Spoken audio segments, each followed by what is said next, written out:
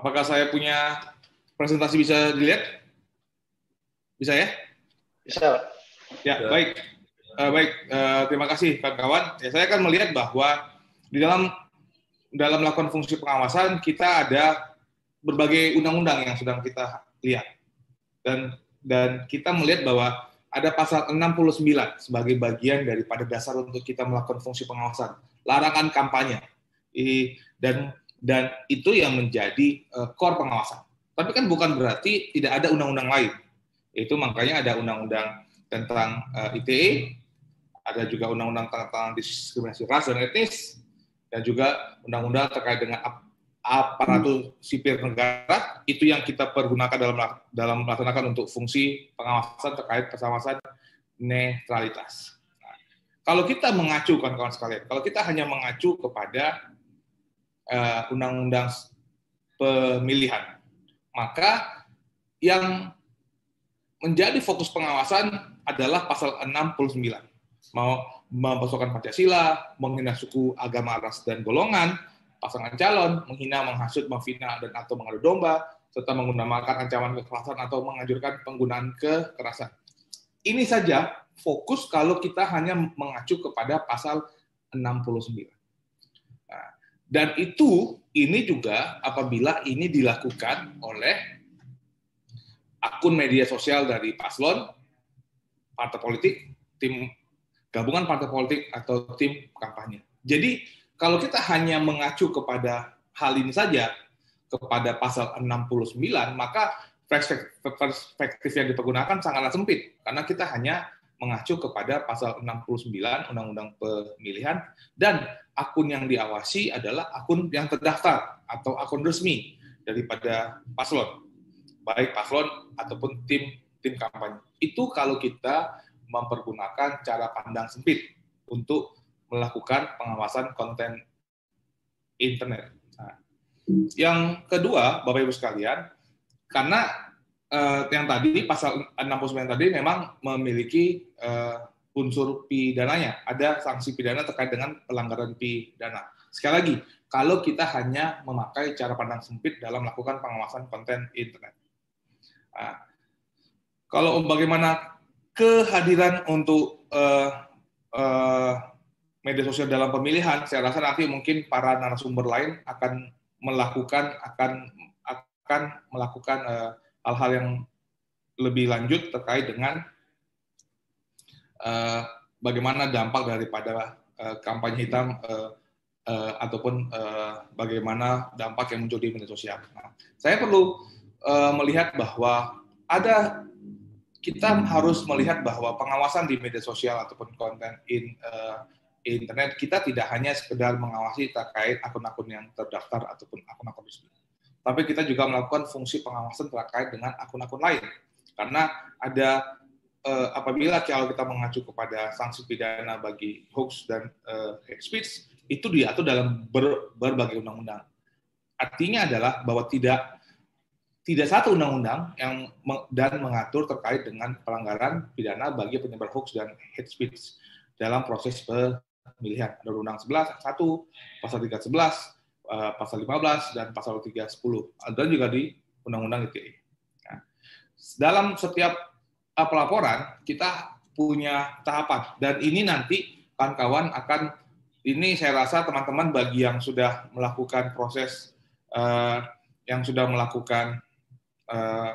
proses sudah bisa melihat bagaimana apa yang sudah dilakukan. Nah, saya melihat langsung kepada cara pengawasan. Nanti cara pengawasan akan disampaikan oleh Cak Maskur.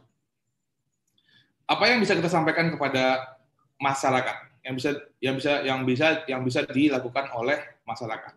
Masyarakat bisa melaporkan melalui GoWaslu. Ini teman-teman perlu untuk sampaikan terkait dengan apabila menemukan sebuah pelanggaran, sama lah seperti layaknya pelanggaran yang lain, pelanggaran politik uang, pelanggaran kampanye yang lain, ataupun juga pelanggaran dalam undang-undang pemilih, bisa mempergunakan GoWaslu. Dan ini yang harus kita sampaikan ke berbagai pihak.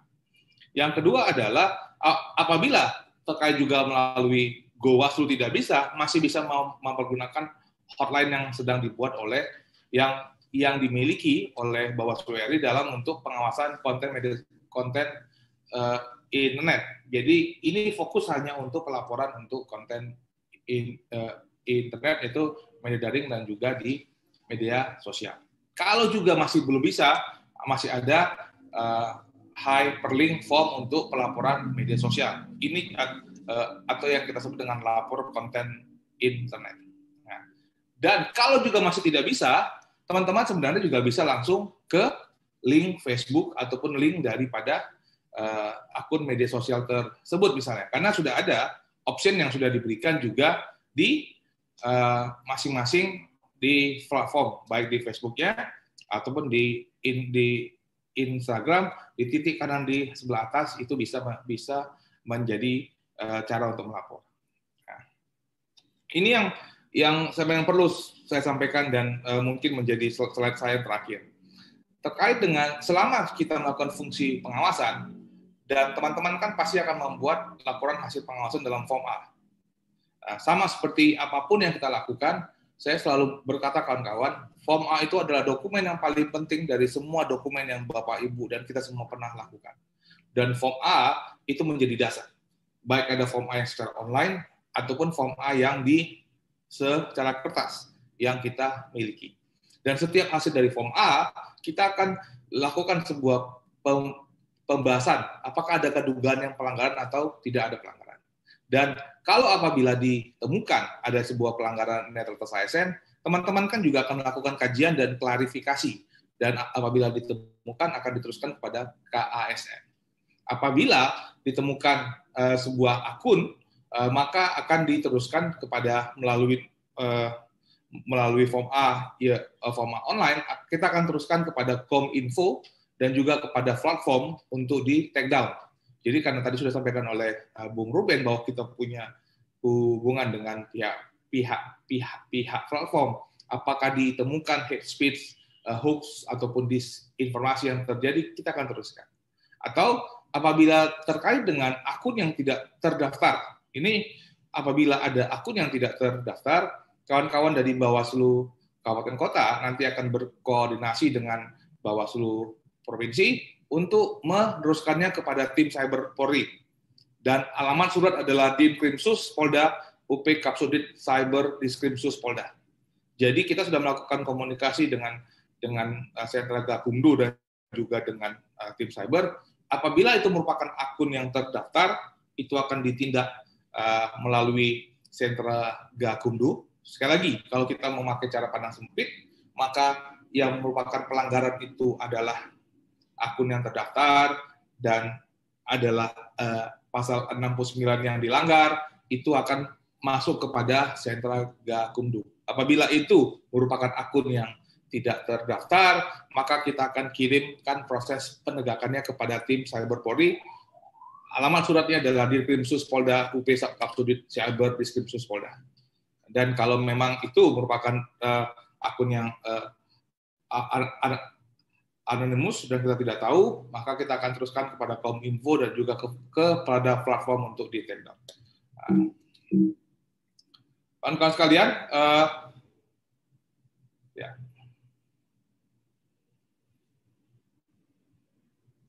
Kawan-kawan sekalian, saya rasa ini yang dapat saya sampaikan sebagai pengantar daripada diskusi kita, bahwa kalau kita melihat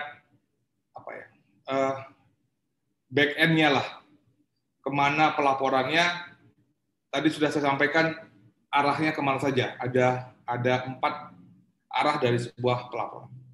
Bagaimana cara pengawasannya? Melalui form A, itu kalau temuan. Bagaimanapun harus melalui form A, karena itu adalah jalur kita untuk menghasilkan laporan hasil pengawasan, ataupun juga bisa lewat temuan masyarakat. Cuma sekarang kita akan berdiskusi di tengah-tengahnya ini, yang kita akan berdiskusi apa itu disinformasi, apa itu hoax, dan apa itu ujaran kebencian. Dan SE terkait dengan pengawasan konten internet segera akan kami akan sampaikan, sehingga teman-teman punya guideline yang lebih detail terkait dengan pengawasan konten internet. Saya rasa demikian yang dapat saya sampaikan sebagai pengantar. Mudah-mudahan kita dapat bisa berdiskusi lebih lanjut. Mohon maaf apabila ada kata-kata kami yang salah. Wassalamualaikum warahmatullahi wabarakatuh. Waalaikumsalam. Terima kasih Pak Fritz atas pemaparannya di beberapa hal yang bisa digarisbawahi terkait dengan pengawasan tadi, tidak hanya terhadap akun resmi gitu ya, tetapi terhadap akun-akun lain yang tidak resmi, kemudian menggunakan dasar hukum yang secara luas tadi, tidak hanya menggunakan undang-undang pilkada, tetapi ada undang-undang lain yang terkait seperti undang-undang ITE, KUHP, undang-undang ASN, misalkan undang-undang anti diskriminasi dan lain sebagainya. Nah,